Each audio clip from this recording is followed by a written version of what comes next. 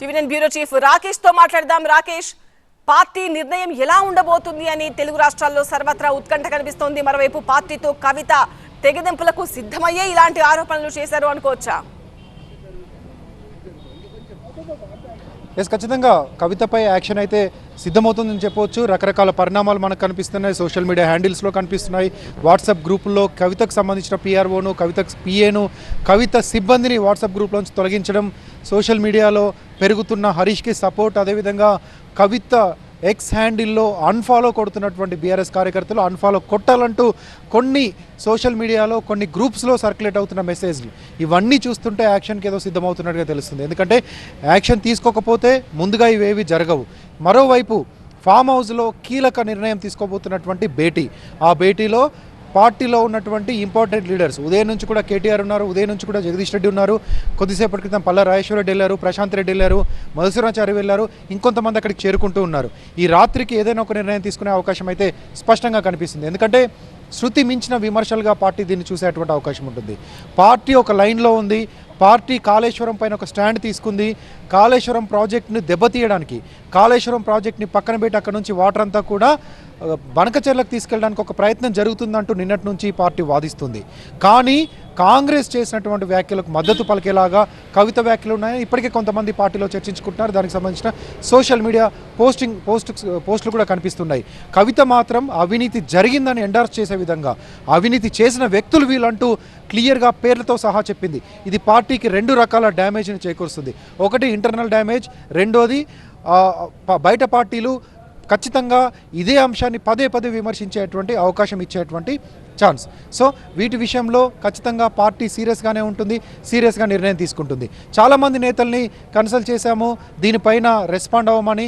ప్రతి ఒక్కరు చెప్తున్న విషయం ఏంటంటే అధినేత ఎలాంటి లైన్ తీసుకుంటారో ఆ తర్వాతే మేము స్పందిస్తామంటూ ప్రతి నేత చెప్తూ ఉన్నారు. ఎందుకంటే పార్టీలో మొదటి నుంచి కూడా కీలక నిర్ణయాలన్నీ కేసీఆర్ నుంచే వస్తాయి.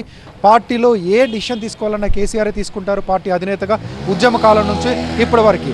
సరే, కొన్నిసార్లు ప్రతిపక్షాలు లేకపోతే ఇప్పుడు ప్రత్యర్థి పార్టీలో చేస్తున్నటువంటి ఆరోపణలపైన ప్రత్యారోపణలు చేయడానికో కౌంటర్ ఇవ్వడానికి లీడర్లు రెడీగా ఉంటారు, దాంట్లో ఎలాంటి సందేహం లేదు. కానీ ఇంటర్నల్గా పార్టీకి సంబంధించినటువంటి సమస్య, అదేవిధంగా కేసీఆర్ కుటుంబ సభ్యురాలకు సంబంధించినటువంటి సమస్య కాబట్టి కొంత సెన్సిటివ్గా ఉంది.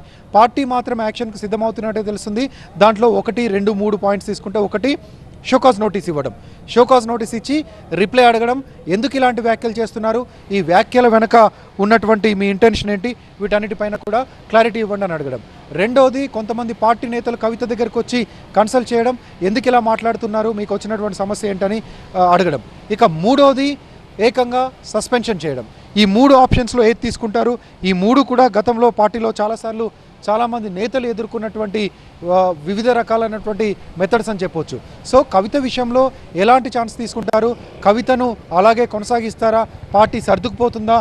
లేదా ఇది శృతి మించుతున్నటువంటి వ్యవహారం కాబట్టి పార్టీలో ఈ వ్యాఖ్యలు పార్టీ ఇంటర్నల్గా డ్యామేజ్ చేసేటువంటి వ్యాఖ్యలు కాబట్టి, కార్యకర్తలు కూడా కొంచెం కన్ఫ్యూజ్ అయ్యే వ్యాఖ్యలు కాబట్టి, బయట పార్టీలు ఎదురుదాడి చేసే అవకాశం ఇచ్చేటువంటి వ్యాఖ్యలు కాబట్టి దాని విషయంలో ఏమైనా సీరియస్గా తీసుకుంటారా? లేకపోతే మధ్య మార్గంగా షోకాజ్ నోటీస్ ఇచ్చి రిప్లై అడుగుతారా?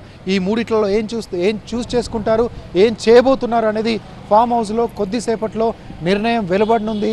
ఆ నిర్ణయం ప్రకటించిన తర్వాత, అక్కడ నిర్ణయం తీసుకున్న తర్వాత ఫామ్ హౌస్ బయటే మీడియాకు కొంత ఇన్ఫర్మేషన్ ఇస్తారు, లేకపోతే అక్కడే అడ్రస్ చేసే ఛాన్స్ ఉంటుంది. లేదంటే సుదీర్ఘమైన రాత్రంతా సుదీర్ఘంగా చర్చిస్తే కనుక, ఎందుకంటే చాలా సెన్సిటివ్ అండ్ ఇంపార్టెంట్ ఇష్యూ ఇది. సెన్సిటివ్ ఎందుకంటే కేసీఆర్ కూతురు ఒక కీలకమైన నేత, పార్టీలో చాలా స్ట్రాంగ్ లీడర్గా ఉన్నటువంటి నేత. జాగృతి అనే ఒక సొంత సంస్థను మెయింటైన్ చేస్తున్నారు. అంతకుముందు పార్టీలో ఉద్యమ కాలం నుంచి చాలా స్ట్రాంగ్గా పనిచేశారు.